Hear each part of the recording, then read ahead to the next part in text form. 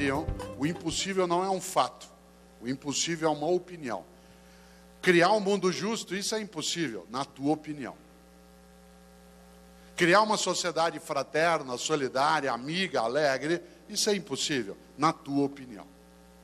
E eu acho que Paulo Freire, esse legado, ele é marcante para nós, é alguém que partilhou conosco, e é claro que nós conseguimos levar isso com força, partilhou a ideia de que, de fato, o impossível é uma opinião, e não um fato. Haja vista o Instituto Paulo Freire, que alguns diziam há muito tempo que era impossível. E quando alguns diziam, repito, mas é impossível. Impossível é uma opinião. São 20 anos em que a impossibilidade é soterrada. Desse ponto de vista, eu gosto muito de imaginar que nós estamos aqui no dia 12 de abril, porque hoje, como sabem, é exatamente o dia em que Galileu foi condenado. Galileu foi condenado no dia 12 de abril de 1633. E, portanto, Galileu sofreu sua condenação e foi proibido de ensinar, foi proibido de ficar onde queria ficar, foi proibido de difundir as suas ideias, porque ele foi contra um óbvio. Óbvio esse absolutamente equivocado, que era o aparente movimento do Sol. Paulo Freire foi também excluído do convívio na sua pátria, com os amigos, com boa parte da família, porque foi contra um óbvio, também ele equivocado. O óbvio de que a educação é para algumas pessoas, aquela de qualidade, o óbvio de que adultos não conseguem ser alfabetizados com capacidade de autonomia, o óbvio de que aqui é assim, o que nós podemos fazer? Respeitada a diferença histórica, é claro que tanto Paulo Freire quanto Galileu sofreram um tipo de violência que é não só a violência contra a liberdade das ideias, mas especialmente porque ambos estavam certos. Aliás, a prova de que Paulo Freire está certo, cada dia mais ela cresce. Eu sempre me lembro de uma frase da Barbara Tuxen. A Barbara Tuxen é uma historiadora norte-americana, já falecida, que escreveu um livro que eu acho inacreditavelmente bom, cujo título é A Marcha da Insensatez. A Marcha da Insensatez, que é um livro de história, em que ela mostra, desde a Guerra de Troia, que é fictícia, até a Guerra do Vietnã, que foi real, ela mostra como que boa parte dos governantes sempre fez exatamente o contrário que devia fazer, e por isso as coisas tiveram problemas. Nesse livro, A Marcha da Insensatez, há um momento que ela diz uma frase que eu acho que a gente precisa sempre guardar. Diz ela: não basta ser perseguido para se tornar um novo Galileu. Como ele, você tem que estar certo. Paulo Freire foi perseguido, mas não foi derrotado. Foi exilado, mas não foi impedido de ser mundial.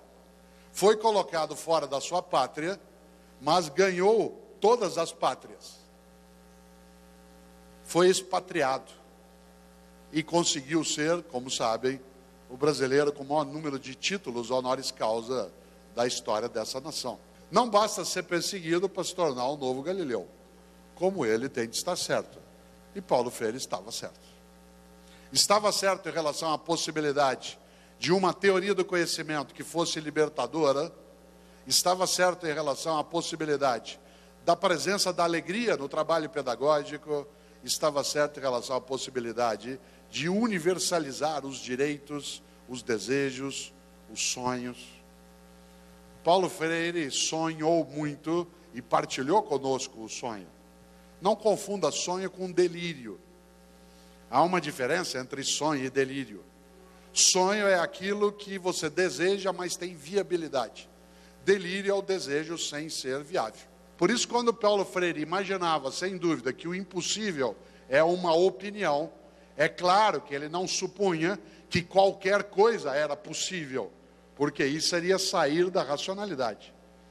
O que ele acreditou, e aí eu vou fechando, que era absolutamente possível, era tornar possível o que impossível parecia, porque era possível de ser feito, que é exatamente a fraternidade, a solidariedade, a amizade, a lealdade, a sexualidade, a religiosidade, em última instância, a felicidade. E quando eu estudo Paulo Freire, Moacir guarda tantos anos com esses homens e mulheres que nele estão e com ele fazem essa história, guardam não como museu, mas guardam como um lugar de plantar, semear, crescer. O Instituto Paulo Freire é um viveiro, não é um museu. É claro que sementes têm que ser guardadas, cuidadas, tem coisas que trazem a memória, trazem a história, mas não trazem mumificações. O Instituto Paulo Freire não é um lugar de criogenia, em que você congela as coisas no tempo, ao contrário, é um lugar de fazer e construir futuro. E eu fico absolutamente animado com a possibilidade de estar partilhando um pouco com essa ideia. De fato, insisto, o impossível não é um fato, ele é uma opinião. Obrigado. Eu peço licença para compartilhar com vocês como eu cheguei a conhecer Paulo Freire, né? Eu era aluna do 2º ano do curso de Letras da Faculdade Metropolitanas Unidas, e o professor de literatura deu o livro São Bernardo para nós lermos e fazermos análise literária. E eu tinha um amigo que fazia mestrado na Universidade Federal de Santa Catarina, minha família é de lá, né? Eu viajei indo para lá e comentei com ele que eu tinha que fazer análise do São Bernardo, e ele tinha feito um trabalho no mestrado, eu era aluna do 2º ano da faculdade, e ele falou, eu posso emprestar o meu trabalho para você. Eu li o trabalho, achei fantástico, e me apropriei da reflexão do meu amigo e entreguei ao meu professor. E ele, quando foi entregar o trabalho, dar a devolutiva, ele me perguntou assim, Ângela, você fez sozinha este trabalho? E eu efetivamente tinha feito sozinha. Eu falei, claro, professor, ninguém fez por mim, fui eu que fiz. Aí ele falou assim, acho que você não está entendendo o que eu estou perguntando. Me desculpe, não estou subestimando a sua inteligência, mas há uma maturidade intelectual nesse trabalho, pelo pouco que eu conheço você, Aí eu entendi a pergunta dele e falei, olha, professor, eu tenho um amigo que está fazendo mestrado sobre Graciliano Ramos, e ele me emprestou o trabalho dele. E ele falou, Ângela, você já ouviu falar em aspas? Aí eu, professor, mas eu não copiei, foi só me apropriei do pensamento. Aí ele me deu uma boa aula. Mas, na análise do meu amigo, ele havia mencionado que, em São Bernardo, o Paulo Honório, que era um personagem oprimido, ele ascende socialmente, ele se torna tão opressor quanto ele foi vítima da opressão. E o meu amigo cita Paulo Freire para dizer que o oprimido hospeda em si o opressor. E eu coloquei isso no meu trabalho, e o professor perguntou, o que você leu sobre Paulo Freire? Eu disse a ele, eu li exatamente o que está no trabalho do meu amigo. Ele falou, você sabe quem foi Paulo Freire? Eu falei, não sei. Ele falou, então eu indico que você leia sobre Paulo Freire, porque pelo que eu te conheço, também eu acho que você vai se identificar com as reflexões de Paulo Freire. E eu perguntei, o que eu devo ler? Ele falou, comece por Pedagogia do Oprimido. E eu saí da aula, comprei Pedagogia do Oprimido, li, e voltei a falar com ele, falei, professor, eu descobri o que eu quero fazer na vida. Eu sou filha minha mãe estudou até a 2ª série, né, do primário. Meus pais não tiveram tanta oportunidade de estudar, não tivemos muitas orientações dentro de casa para escolher a nossa profissão. E aí, com esse professor, eu me encontrei na pedagogia, e ele falou, não, Ângela, você é jovem, termine seu curso de letras e vá fazer pedagogia, mas vá fazer na PUC. E eu assim fiz, quando eu terminei o curso de letras, ele falou, você quer continuar os estudos, fazer mestrado em literatura? Eu falei, não, eu vou fazer o curso de pedagogia. E eu tinha estacionado Pedagogia do Oprimido, eu li, mas eram tantos, eu trabalhava e estudava, e eram tantas as demandas do curso de letras, que eu fui fazer não voltei a ler sobre Paulo Freire.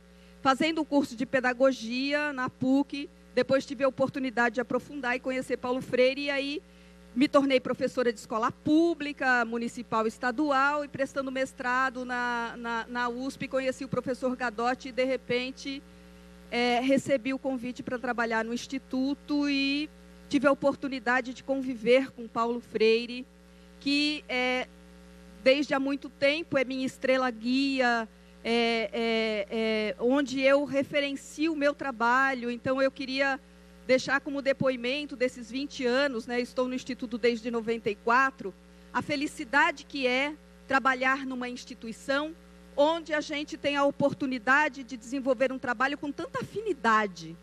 Eu me encontro, eu sou feliz neste trabalho e compartilho. A maioria das pessoas que trabalham no Instituto Paulo Freire é a maioria feminina, há um número maior de mulheres. Paulo Freire luta contra todas as formas de opressão. Uma delas é a opressão na relação homem-mulher.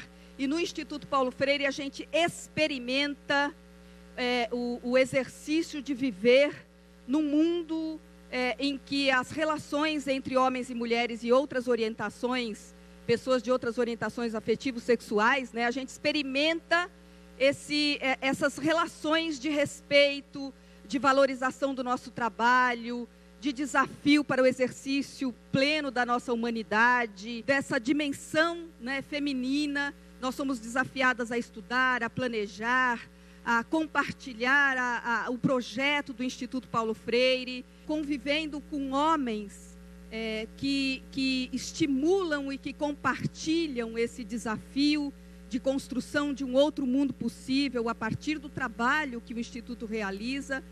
É uma grande razão para celebrar 20, 30, 40, 50, uma vida inteira.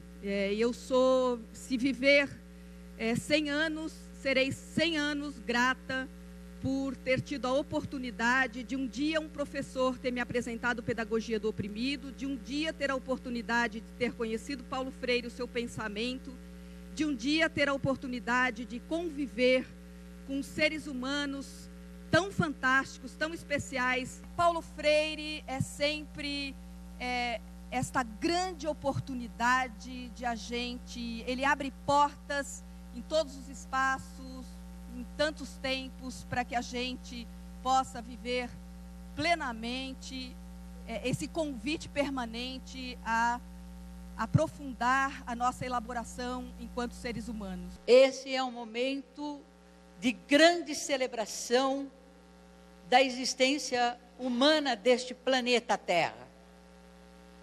Por onde você passar, pelo Japão, por Maputo, pela Bélgica, por Araras, você vai escutar mencionar o nome do educador Paulo Freire, porque ele deixou um legado a esta humanidade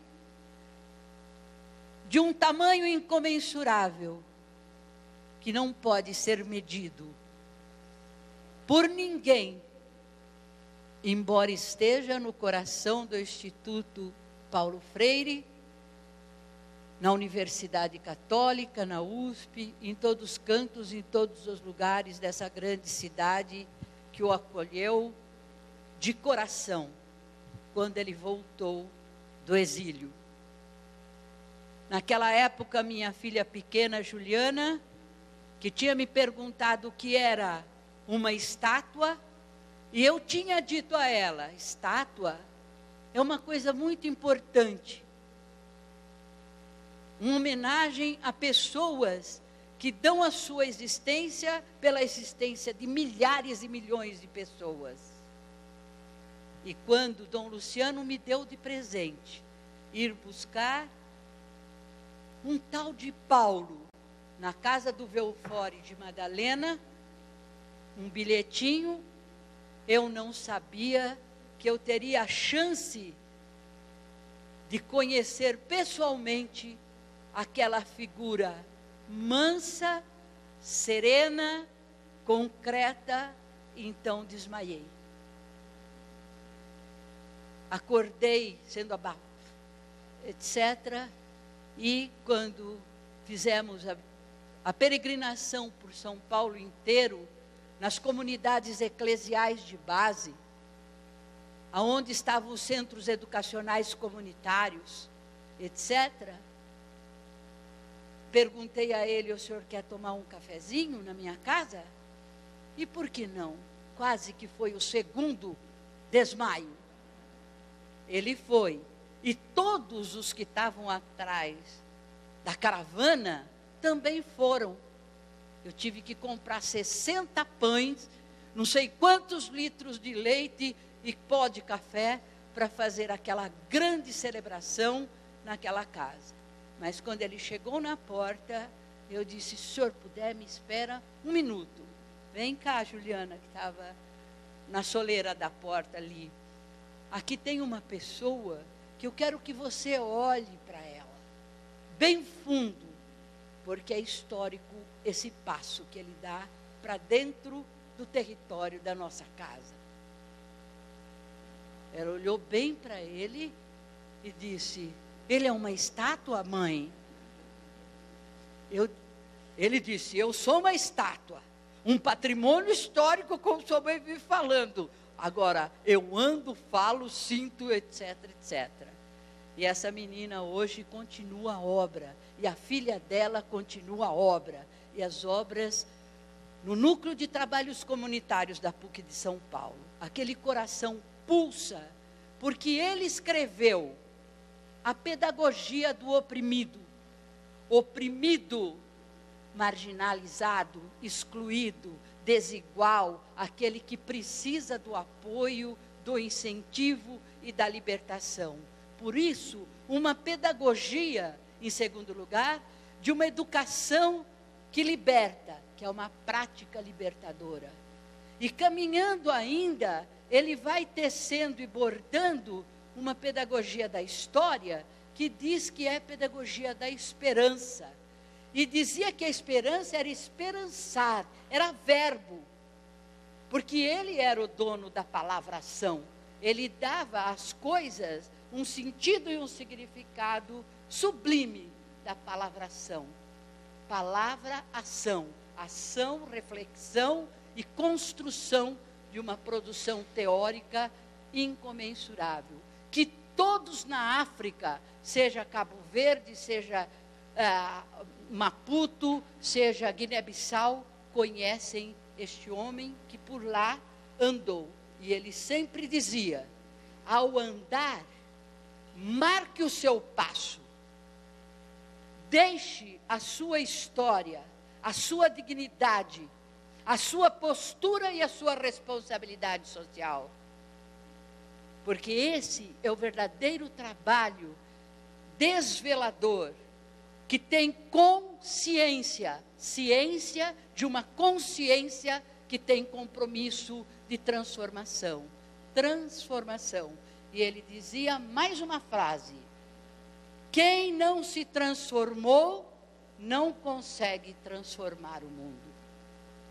Esta é uma premissa fundamental, que a gente tem discutido no Núcleo de Trabalhos Comunitários ao longo dessa longa história de 30 anos de caminhada. A esperança, possível de mudar esse mundo, foi ele que lançou a pedagogia da autonomia.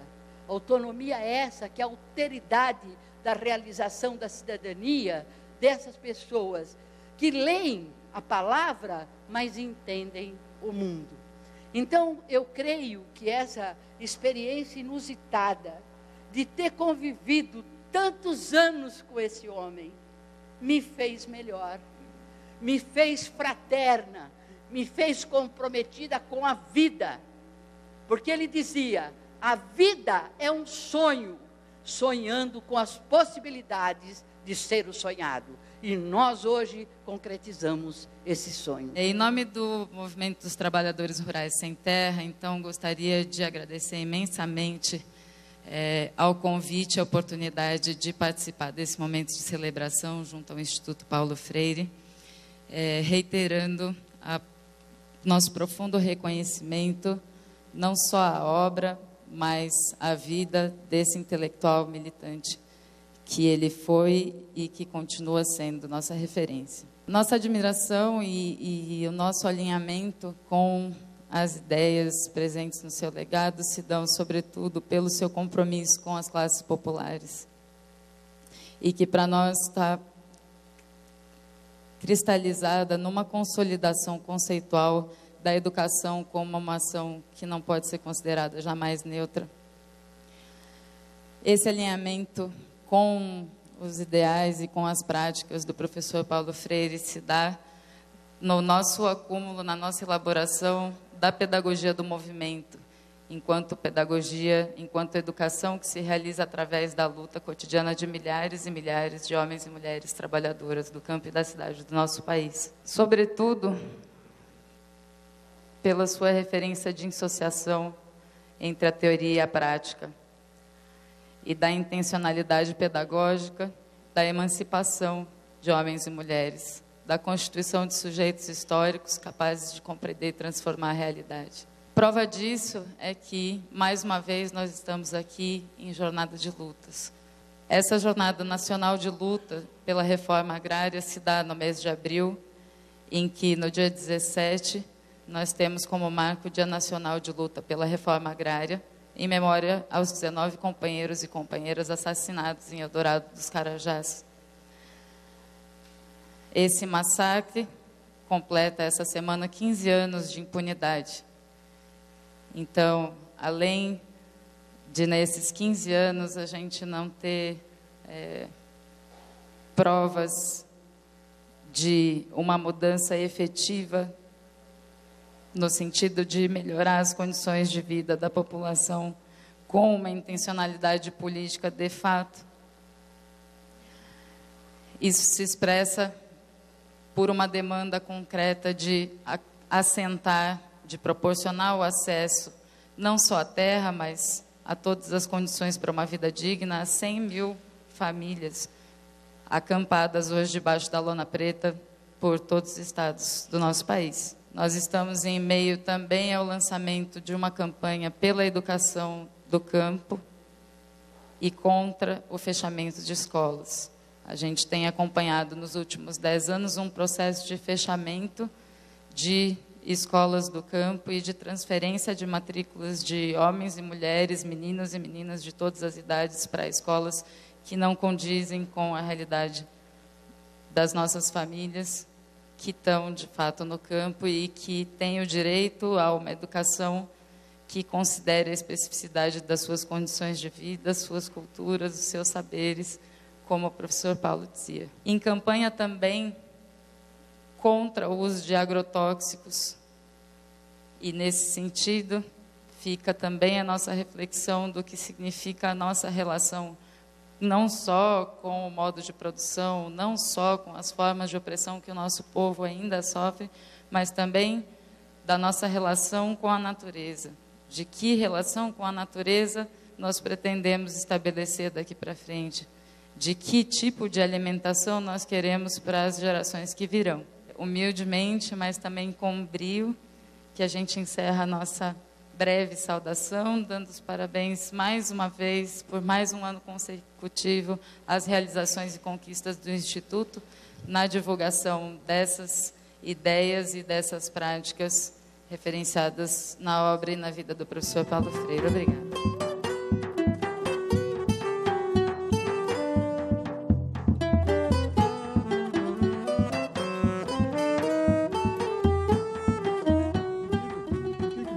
Tem 20 anos. Não é fácil uma instituição sobreviver e crescer em 2 décadas. Num país como o nosso, não é fácil. Uma ONG, né? Mais difícil ainda. E eu fico olhando para os novos diretores, da mais nova geração, que estão aí tocando, levando à frente esse bastão, com a chama acesa, Sônia, Padilha, Ângela, não é? São bem mais novos do que nós e certamente com esse bastão na mão. Por que o Instituto continua a existência? Eu estava ali pensando, né? Não numa tese, mas numa hipótese, nem uma hipótese, uma desconfiança mesmo. Por quê? E por que virou essa rede? Porque o Paulo nos disse, no dia da fundação, No dia que ele aprovou o primeiro estatuto, nós fomos levar na casa dele, ali no Sumaré, ele falou, olha, eu só concordo que se a gente for constituir uma rede mesmo, uma rede que tenha vários nós, com pessoas e instituições comprometidos, e repetiu a expressão, com os esfarrapados do mundo. Se for isso, eu topo. Agora, se for uma instituição para elogios, encômios, vocês querem matar as minhas ideias, aí repetir aquilo que ele falava assim, vocês querem praticar um ideocídio, é ficar me repetindo. E ele não dizia isso por modéstia, ele dizia isso por lucidez epistemológica e política. Porque você quer matar as ideias, é não adaptá-las em cada novo contexto. Nós recebemos um legado, não uma herança. Os herdeiros se apropriam da coisa e matam a coisa. Nós não nos apropriamos e nem devemos nos apropriar. O legado a gente reinventa. Nós não somos herdeiros do Paulo Freire. Nós somos legatários. Todos que estão aqui. Dos mais antigos aos mais novos. E só tem um jeito de continuar essa luta, que é uma luta do Paulo e de vários Paulos que estão espalhados aí pelo mundo. Uma luta contra toda e qualquer forma de opressão. E cada um dentro do seu território. Cada um dentro da sua instituição. Cada um no seu lugar histórico. Eu trabalhei 37 anos da minha vida numa instituição pública. Não sabia o que era uma instituição privada. Agora a minha guerra é dentro da instituição privada. Contra toda e qualquer forma de opressão que lá se der. Contra toda e qualquer forma de ameaça à autoafirmação do ser humano que está ali perto de mim. Porque eu não vou saber lutar por ninguém longe se eu não defender, né, incondicionalmente, como o Paulo Freire falava, né, o direito da autoafirmação daquele que está próximo de mim. Esta é a luta mais importante. As pessoas têm que se Você pode dar conforto, riqueza, dar tudo para a pessoa. Se ela não poder se autoafirmar o seu projeto de vida, ela não tem nada. Esta é a luta nossa, essa é a luta dos freirianos, esse é o legado que nós vamos ter que reinventar no século XXI. Queria relembrar só 2 momentos. Primeiro foi na efervescência que foi criada essa instituição. Essa tarde, acho que foi o Fávaro que falou da efervescência em que foi criada a figura do Paulo Freire, dos anos 60. Ele nasceu naquela efervescência. Ele respondeu a um momento histórico. Em 89, com a queda do Muro de Berlim, com a queda do socialismo soviético, nós começamos a estar, nós na esquerda, a ficar sem chão, sem piso. Parece que os nossos paradigmas não explicavam mais nada, não tinha mais nada a explicar. Eu estava na casa do Paulo Freire quando, no dia em que caiu o Muro de Berlim, e a Folha ligou para lá. E ela perguntou assim, Paulo, o que você acha agora que acabou o socialismo? Não é? E o Paulo falou assim, eu acho que a pergunta deve ser refeita, porque não acabou o socialismo. Acabou um certo rosto do socialismo, que é o socialismo autoritário. Não é? E agora, viva o socialismo, porque o socialismo que nós queremos construir é o socialismo democrático, e não aquele socialismo que nos incomodava muito. Então, eu acho que o paradigma do oprimido, e o Romão tem trabalhado muito em cima dessa ideia, nos deu uma saída para a crise paradigmática do final da década de 80 e início da década de 90. Então, o Instituto nasceu nessa efervescência de reafirmação de uma pedagogia, de um paradigma, que era o paradigma do oprimido. A primeira década foi uma década do Instituto em que o Cortez não está mais aqui, mas ele nos ajudou muito, publicando várias séries. Eu queria agradecer, mas ele saiu, né? Inclusive eu li o Paulo Freire, uma biografia que foi citada aqui, né? Foi uma década em que o Romão defendeu tese na USP, sobre a escola cidadã como contraponto ao modelo neoliberal de educação, quer dizer, ao pensamento pedagógico neoliberal, que orientou essa instituição a trabalhar com o conceito de educação cidadã, que depois de 91, 92, outras prefeituras adotaram essa mesma filosofia da educação, que não é só uma metodologia, como foi dito hoje à tarde em relação a Paulo Freire, não é? E Paulo Freire seguiu até 97. A Ângela e o Padilha lembram que em 97, e hoje à tarde o Walter lembrou um pouco isso, nós estávamos preparando um dos últimos sonhos do Paulo Freire, que era dar aula em Harvard. Ele voltaria para ficar 9 meses, 11 meses em Harvard. Eles iam nos deixar em setembro. E nós temos ainda alguns rascunhos que preparamos das aulas que ele ia dar em Harvard. Paulo Freire morreu em 97 com muitos sonhos.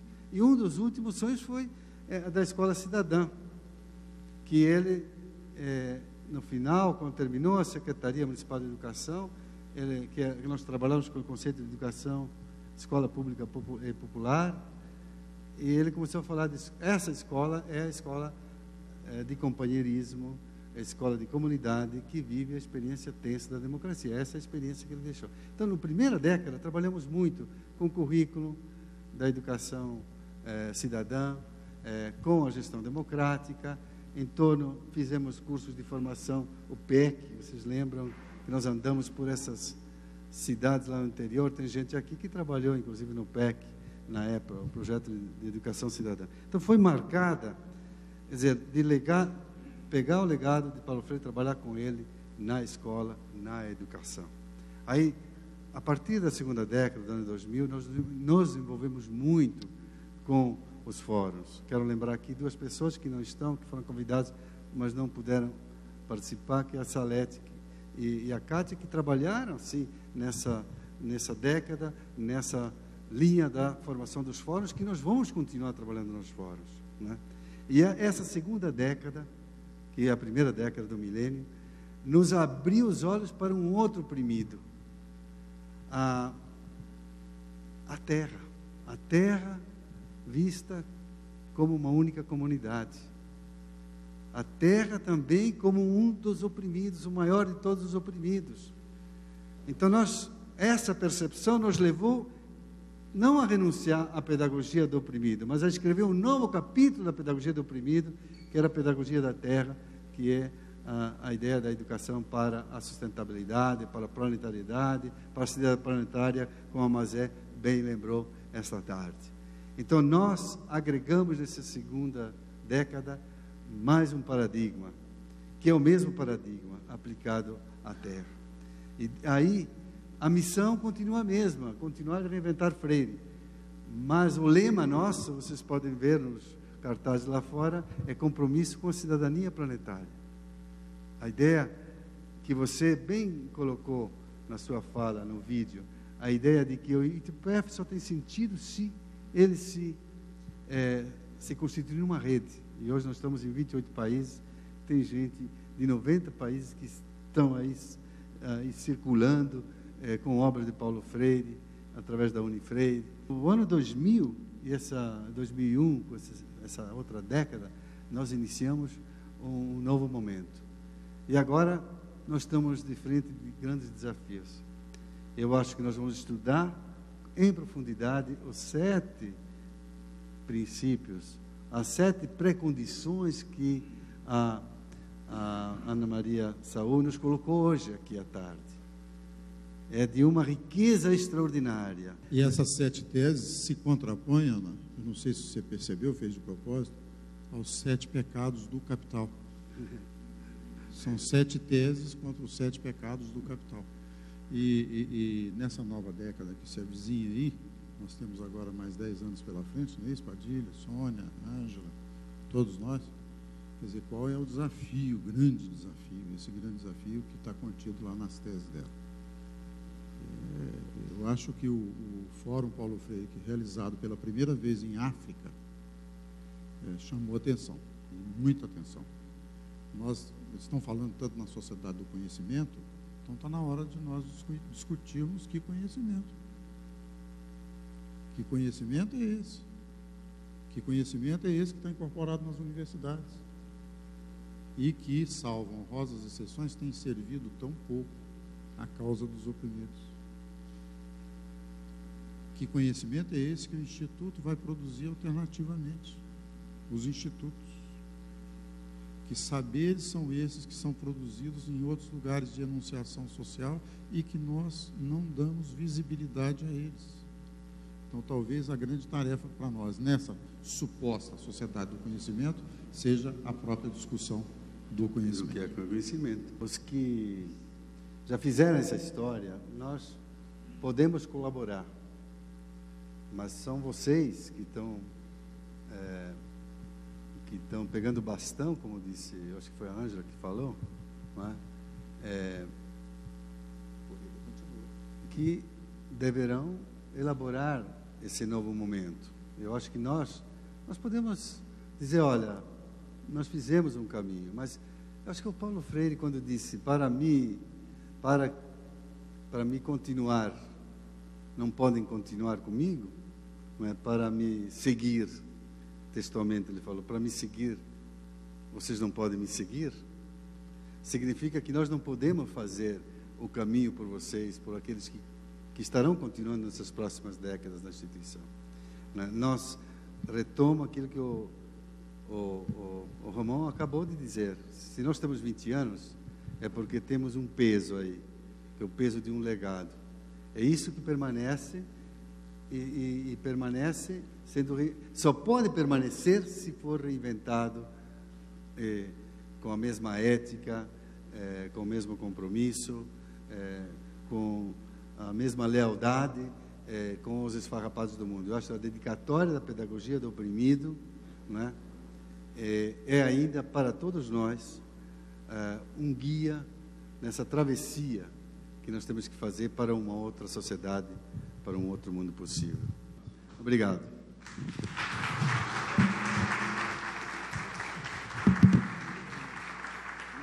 Nossa praxis, enquanto educadores, é para a libertação dos seres humanos, sua humanização, ou para sua domesticação, sua dominação.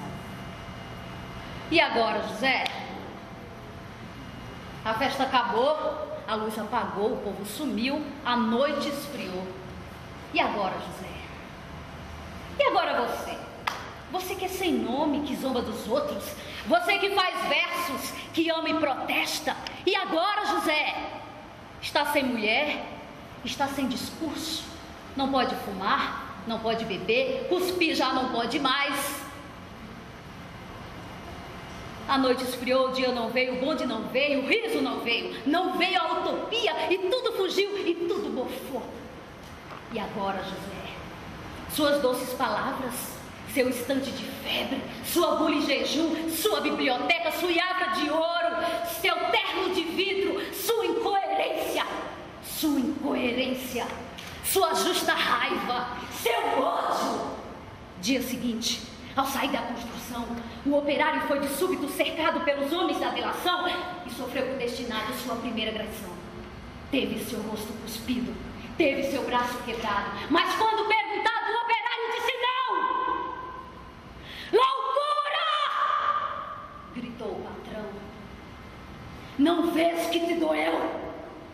Mentira! Mentira! Disse o operário. Não podes dar-me o que é meu.